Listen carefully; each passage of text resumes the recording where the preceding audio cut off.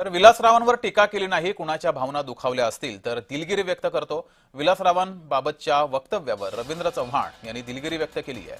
नांदेड लातूरमध्ये रवींद्र चव्हाण यांनी विलासराव देशमुख यांच्याबाबत विधान केलं होतं आणि त्यानंतर त्यांच्यावर मोठ्या प्रमाणात टीका झाली होती। या टीकेनंतर चव्हाणांनी दिलगिरी व्यक्त केली आहे। तर आपल्या सर्वांचा उत्साह बघितल्यानंतर लक्षात येत आहे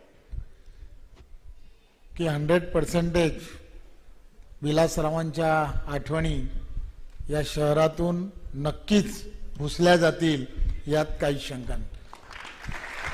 काँग्रेसचा अजेंडा काय तर विलासरावांच्या असणाऱ्या पूर्णच्या पूर्ण विलासराव फार मोठे नेते होते, मुख्यमंत्री म्हणून त्यांनी काम केलंय, परंतु त्यांनी त्यांच्याच बाबतीमध्ये त्यांनाच घेऊन आपण मतदान करावं, विलासरावांना घेऊन मतदान करावं, विलासराव यांनाच फोकस करून काँग्रेस तिथे मतदान मागताय।